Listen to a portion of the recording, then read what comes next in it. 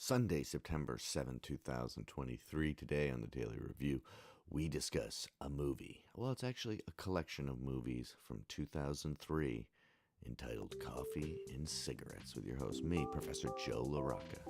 That's right, this is a Jim Jarmusch movie. And I saw it in college when I was studying film, and I was like, saw it in an indie theater with a girl, and I was like, boy, we are really being bohemians, art student-y people. This really feels like an art movie, like a real independent joint, as they say. And it certainly is. It is Jim Jarmusch, maybe one of the kings of independent cinema. I would recommend Down by Law or Stranger Than Paradise. And some other ones are good too. Night on Earth and Mystery Train. I can't remember. I've seen one of those, but I don't remember which one. And a bunch of others. Dead Man. Dead Don't Die. Whatever. Okay, let's get back into it.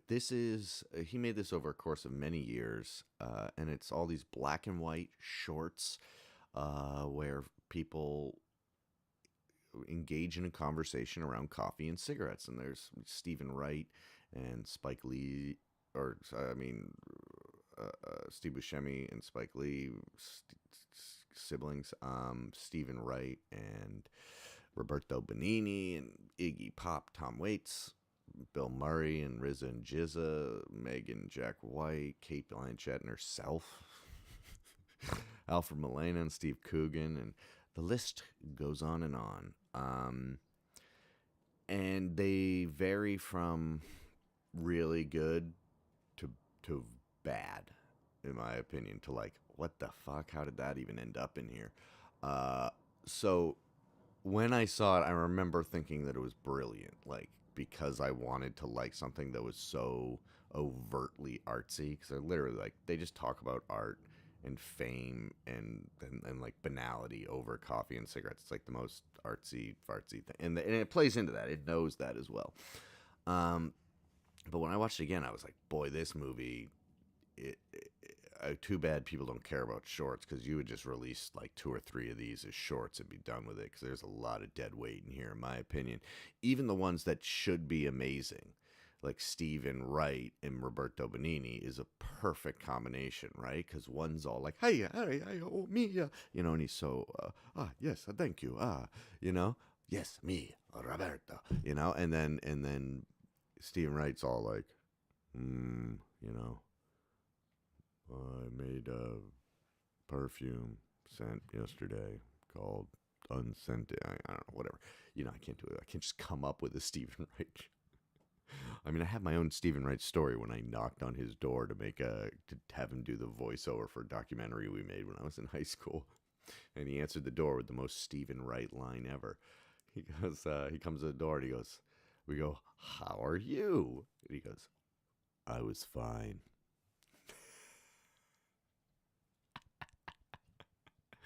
Oh God, maybe my best story of meeting a famous person ever.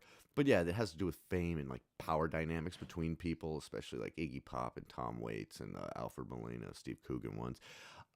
Really, the strong ones are the ones that have actors in it. Like the Bill Murray one is good because he is holding it together. Same thing with the Tom Waits one. I know Tom Waits is a performer, but he's also an actor, and so he's holding it together. And but a lot of the other ones, like Megan Jack White, like whenever they're non-actors on there, or even a majority of non-actors, it really becomes a problem. Like that, like Steve Buscemi and the Lee brother and sister should be much better, and same thing as Stephen Wright and Roberto Benigni. That actually is two very. I mean, in one, so I don't know, whatever. I'm just repeating myself because I myself had coffee. No cigarette, but Okay, let's play cards. Okay, I do like this movie though. I guess it is worth watching, especially if you want to be like, I'm watching an art house movie.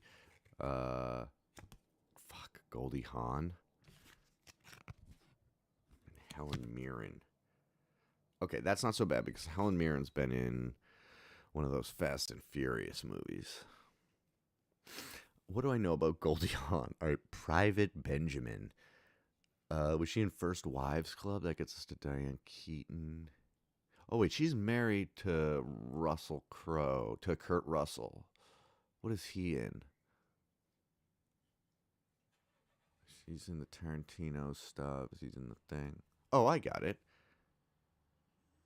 Because isn't Kurt Russell in one of the Fast franchise or Red? Who else is in Red? That's Morgan Freeman, Helen Mirren, and all right. Well,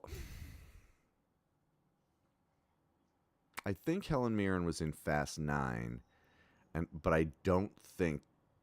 I'll just say, let's just say Fast Nine has both Helen Mirren and Kurt Russell, just on a guess, because I know he's definitely in one of those or two of those, and I know that she's in Nine because I remember what, and I think that Nine is the first one she's in. She plays Queenie. It's one of the few things I remember from that movie. All right, Goldie Hawn. So all we have to do now is get to Kurt Russell. Get Kurt Russell and Goldie Hawn. They're married. They must have been in a movie together. Weren't they in some Santa Claus movie? Like the Santa Claus Express or Santa Claus Chronicles?